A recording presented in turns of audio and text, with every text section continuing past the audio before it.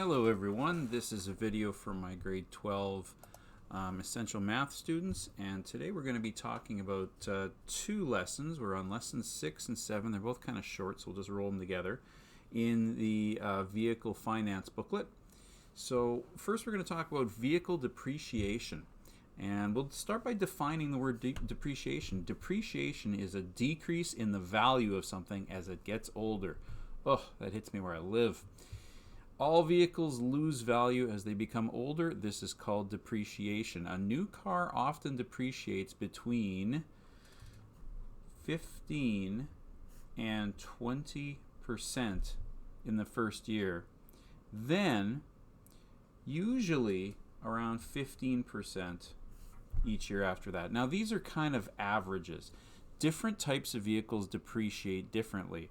I'll even put that as a note. Of course, some vehicles hold their value more than others. A good example would be things like, believe it or not, sports cars and fancy high performance vehicles tend not to hold their value all that well, but expensive luxury cars tend to hold their value better. So things like Cadillacs, BMWs, Volvos, those tend to hold their value more than other vehicles. And the vehicles that hold their value least tend to be the more inexpensive cars.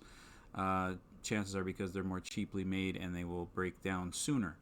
So that's something to think about when you are buying a vehicle, is that it's one of the biggest economic purchases and economic decisions you're going to make. And if you buy a new vehicle, it loses 15 to 20% of its value the second you drive it off the lot.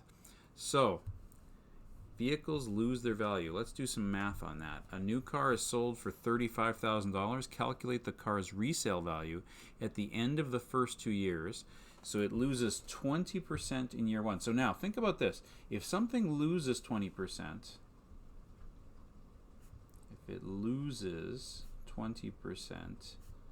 it keeps or maintains 80%. So what I want is 80% of $35,000, which is 0.8 times $35,000. And so that's going to be, and I guess I should grab a calculator for this maybe. Let's see, I'll use this guy. 0.8 times 35,123. And that's $28,000. Now that's how much it is worth after 1 year. Now, for the second year, I don't go back to the original price. I now use that price, and I am going to lose 15% of this number in the second year. So in year 2, I will lose 15%, so I will maintain 80%. So I want, 85%. So I want 85% of $28,000, right? So again, that's 85% of the value.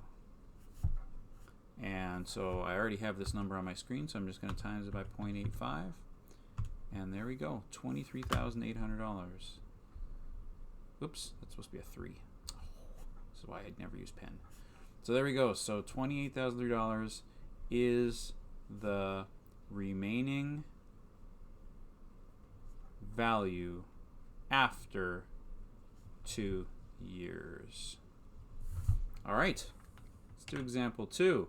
Calculate the total depreciation after 2 years of example 1 above. So how much of its value did it lose? Well, it started at $35,000, and it's after 2 years I could sell it, or it's worth $23,800. So $35,000 minus this. I'll just minus $35,000 and ignore the negative, or just make the negative go away. There we go. So that means it has depreciated $11,200. Depreciation. Oops, I'm sorry. Didn't realize I wasn't writing on the screen. There we go. I'll give you a sec to catch up to me. So there's the total depreciation after 2 years. And let's move on to example 3. Example 3. Sam purchased a 4-year-old truck for $10,500. Calculate the value of Sam's truck after 2 years if the depreciation for this is 10% per year. Okay, so after year 1, he's going to still have 90% of $10,500, which is 0.9 times $10,500, which is $94.50. Should put a dollar sign in front of that. And then after year 2, he's going to have 90% of the $94.50, which is, so I already have $94.50 on my screen. I'll go times 0.9, and that's $8,505. And there we go. So that's the value. So the total depreciation after 2 years is, well, we started at $10,500. We ended at $8,505. So again, I'll just subtract 10,500, make the negative go away. We have depreciated a total of $1,995. So now, something like a truck too. Sam here has a truck. That's, of course, something you buy. Well, some people like to buy a truck because, they like to go camping or go to the cabin or whatever. But most people who invest in a truck probably do it because they need it for work. They need it as part of their job. So notice that the value of that truck, if it's a business asset, has lost the company $2,000 almost, $1,995. So if you are going to buy a brand new truck instead of a used one like they did for that was 4 years old, notice it would have depreciated a heck of a lot more because it would have lost 20%, maybe even more than that in the first year, and then another 15%. So as a person running a business, maybe you don't care that your truck's brand new, you just don't want it to lose that much of its value because that's a negative. That's a loss of value, loss of equity for your business. So let's keep things like that in mind when you're thinking about these questions. And that's the basics on how to calculate depreciation. It's not overly tough. This one's a little more complicated. L7, buying a used vehicle. Since a new vehicle depreciates so much in the first year, many people prefer to buy a 1 or 2 year old vehicle. A used vehicle is difficult to find as you do not want to buy a lemon. That means, of course, that's a slang for a car with lots of mechanical problems. That's what we mean by a lemon. Now, when you buy a used vehicle from a dealership, you pay both the PST and the GST.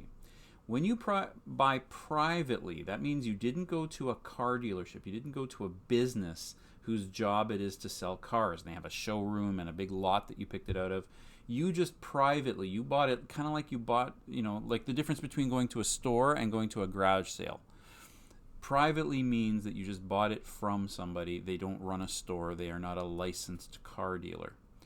So if you buy a car privately, all you have to pay is the provincial sales tax. You don't pay the federal GST.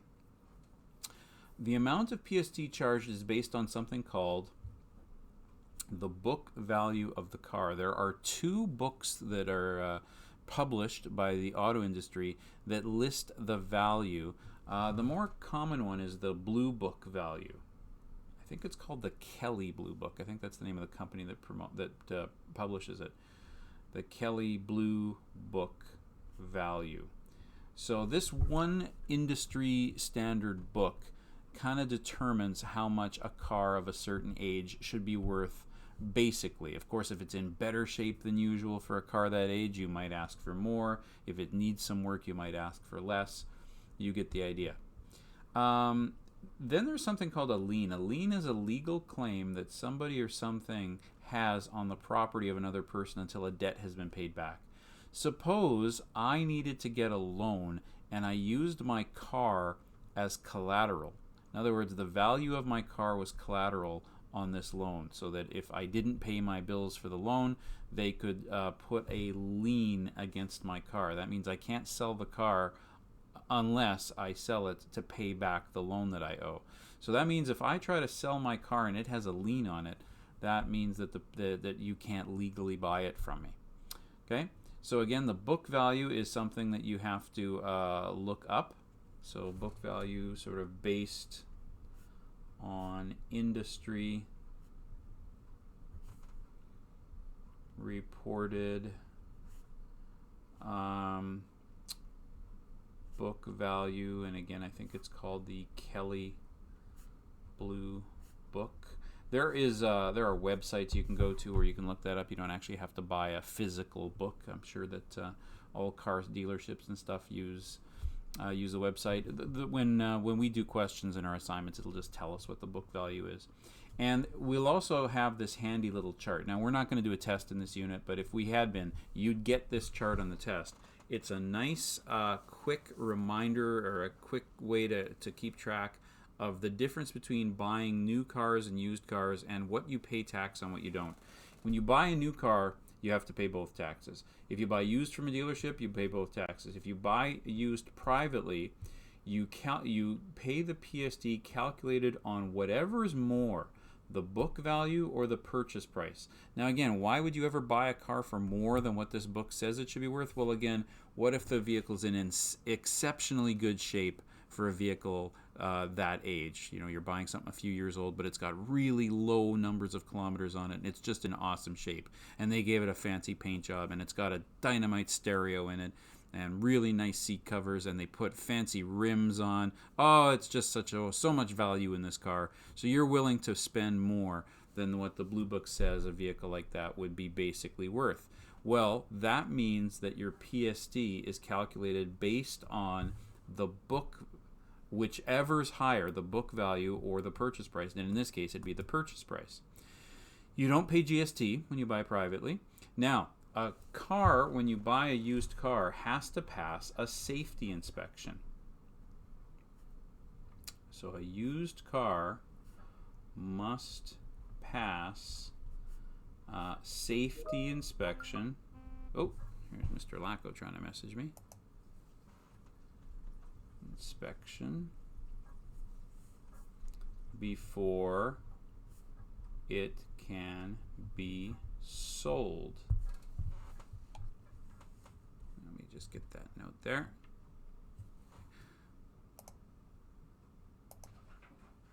Okay, and I'm back. Sorry about that. All right, so a safety inspection has to be done by a licensed mechanic.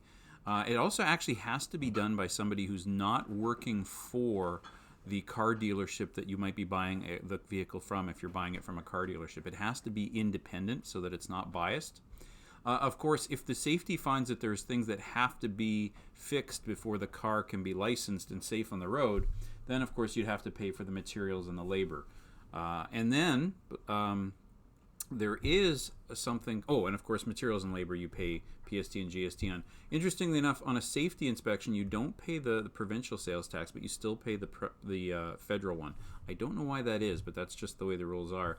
Now, a lien search means that you actually have to get somebody who works for the Department of Vehicles, the Manitoba Public Insurance Corporation, to search with all the banking institutions to see if there is any legal reason why a car can't be sold, because again, perhaps it's part of somebody's debt somewhere. So that's called a lien search, and that actually costs money. It's not a lot, but I guess now in the modern age it's just a matter of running through computers, but it has to be done through legal channels, so it does cost money, but luckily you don't pay tax on that. So that little chart comes in real handy when we're doing the calculations. So let's look at the steps here. So step 1, start with the cost of the vehicle. Step 2, will a diagnostic test or any repairs need to be done on the vehicle, and if so, you add those costs, the PSG and the GST. Then step 3, add the PSD of the book value, which you of course have to pay when you license the car. Do you need to carry out a safety check on the vehicle? You add $40 plus the GST. And did you need to do a lien search? And if you do, $26, and that price you don't pay tax on that. Lien searches have the price built into it. Then you find the total. Okay, so let's do an example. Notice that the math here isn't very hard. It's just multiplying, adding. But there's a lot of information. Look at how much writing there is in these questions. So you got to read it carefully. Gordy lives in Flin Flon, Manitoba. He wants to buy a used car from a private owner who is asking $1,995 for the car. He needs to do a lien search, which is $26. He is not a mechanic, so he has a $30 diagnostic test done. The mechanic tells him that the car needs some engine work that will cost $650. When he gets the car licensed, he must pay PST on the book value of the car. The book value is $2,500. He will also have to take the car for a safety inspection, which will be $40 plus GST. How much will it cost Gordy? Okay, so let's start with the $1,995 for the car, right? Okay, so let's see. So that's step one. Start with the cost of the vehicle. Now, let's move on to step two, where it says, will a diagnostic test or any repairs need to be done in the vehicle? And yeah, he took it to a mechanic. The test itself, for the mechanic to look at it, was $30 and then $650. And so let's see. So it's so I'm going to leave some room here, right? So it's going to be $30 plus $650. And if you're wondering why I'm working down, you'll see why in a minute. Okay. Now let's go back to our chart from the page before. Okay. Now he has to pay on this let's do the $1,995. On the $1,995, remember, on the price of the car he has to pay the GST, but he doesn't pay the GST on this price, right? He has to pay the GST, or sorry, the PST is what I meant to say. He has to pay the PST on the book value, whichever's higher, the book value or the purchase price, whichever is higher. Now, this one, he got this car for a deal here. This is actually cheaper than the book value. So he doesn't pay GST on this. Okay? Or sorry, I did it again, sorry. He doesn't pay PST on this. He pays PST on that. So he is not paying tax on this number. He's paying the PST, which is 7%, right? He's paying 7% of $2,500. Now, what about this? This is taking a mechanic, right? That's the shop fee and how much the parts and labor, the engine work is. So that he pays both taxes on. So I'm going to times that by 112%. Okay, so I'm adding this number and this number. So I'm just going to make a little chart here, kind of. So what is this number? This is $1,995 plus 7%. Oh, that should be 0.07. That's a typo. I guess I was writing. It's a righto. 7% is 0.07, not 0.7. I'm going to erase and start over. 1995 plus 0.07 times 2,500 is $2,170. So that's basically the price of the vehicle plus the tax on it. Then he has to pay, I'm going to do this as one calculation here, 350 plus 30. I can add that. That's 380. So, or sorry, 680. 680 times 1.12. So there we go. So that takes care of all the repairs. Okay. And so now we've taken care of this. We've taken care of this. Okay, number 3, we did step 3. We took care of the PST. So this book value is not something we add, right? That's what the book says this car is worth, and we got it for cheaper. But the government makes us pay tax on the higher price. If you're wondering why that is, it's so that the government gets the fair tax amount, even if they're, otherwise, what's to keep you from selling it to somebody and saying, we'll sell it for cheaper than we say it is so that the government doesn't get their money. Mwahaha. Well, the government's going to say, forget it. I don't care how much you sold that car for. This is what the book value says it is. You have to pay at least this. So that's why that rule's there. Okay, anyway. So we've taken care of all the numbers I underlined. Then it's step 4. Did we carry out a safety check? Yes, we did, and that was an added $40. So once we did those repairs, they still want the safety check. Now, go back to what it says here. The safety check has GST again, right? So GST is 5%. So it's $40 plus 5%, so I'm just going to times that number by 1.05, get it 105% of 40. So 1.05 times 40, 42. Okay, and okay, so what have we not taken care of? Step 4, we did the safety check. Step 5, oh yeah, the lien search. Lien searches tend to be just $26. Taxes are included in that, so we're just going to put 26 on there. And that's it. I have taken care of all my steps. It's time to find the total. So I'm just going to add this column now.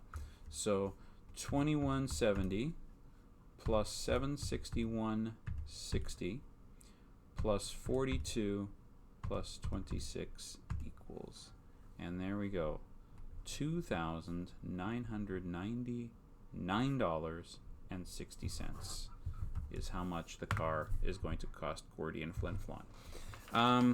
Should I maybe put a little reminder here that we haven't talked about tax in a little while, that GST is 5% and PST here in Manitoba is 7%. I'll put in Manitoba. Okay, just a little reminder if you look back at this sheet, at this page. Okay, and that was example 1. All right, example 2.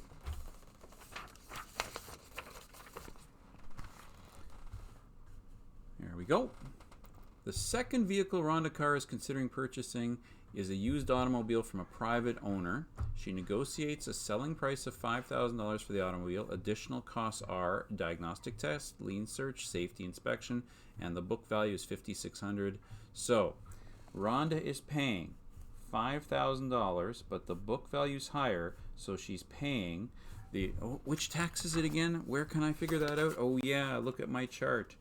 When you're buying from a private seller, you only pay PST on whichever is bigger, right? So PST is 7% of, and the higher value, which was the book value, 5,600. Now again, why isn't this one of those 1.07s? Because I'm not paying this number. I'm paying that number and tax on this number. That's the way car buying works. Okay, I'll figure that out in a minute. Then I need to, okay, so that was step 1, right? So let's go back to my steps. So step 1 was start with the cost. Oh, actually, I guess I did step 1 and step 3. Sorry, I kind of messed up the order, but it doesn't matter as long as I get them all done. Step 2, are we doing any diagnostics? Yes, we are. We are doing a diagnostic test for $30. It doesn't say that you pay anything else but the diagnostic test. So I'm going to have PST and GST on that one if you look at the chart. So 112 times 30, 112% of 30. Please note that for this one, the last example said we did a diagnostic test and then we needed $650 of work. This one doesn't say we need any work, so this one must have passed the diagnostic test. Okay, now if it passed the diagnostic test, why doesn't it pass the safety inspection? Well, again, maybe the diagnostic test happened someplace that I picked, and it has to be someplace independent, not a friend of mine, not somebody trying to sell me the car. It has to be independent so the government knows it was done without bias, because hey, if a car isn't safetied, it could be dangerous on the road, and that's a danger to everybody. So that's why it seems weird that you have to pay for a test to see that it's okay, then pay for another test to see that it's okay. Well, this is the test to see if it's even worth buying, right? Is it so broken down that it's going to cost you a fortune, in which case don't buy it. But once you've bought it, this is the government's test to make sure that it's roadworthy and that you can license it for the road. So it's kind of two different tests that you have to pay for. All right, so that takes care of that. Then there is, let's see, going back to our steps. So we've taken care of, whoops, I'm on the wrong page now. We've taken care of the cost. We've taken care of the diagnostic test. There were no repairs for this one. We've put the costs on that. The book value we took care of. Safety check we took care of. Then, do we need a lien search? Yeah, it does say that we need a lien search for $26, so we just add 26. Okay, I got to figure out these numbers now. So it's $5,000 plus 0.07 times 5,600, and that is $53.92. Then this is 1.12 of 30, and the diagnostic test is 336. Oh yeah, and the safety inspection, right, the safety. So the safety inspection, once again, safety, you don't do PST, but you do GST. So GST is, of course, the 5%. So 1.05 times the safety inspection of $40. And add that to our total. So 1.05 times 40. It's the same number we got last time, but I'll just do it again anyway. Add it all up. So 5392 plus 336 plus 26 plus 42. And there we go. $5,796 is how much Rhonda Carr is paying for her automobile. All right, that takes us to the end of lesson 7. You can try the assignment questions for lesson 6 and 7. I'll make a video where I go through the answers for them. Okay, thanks for watching.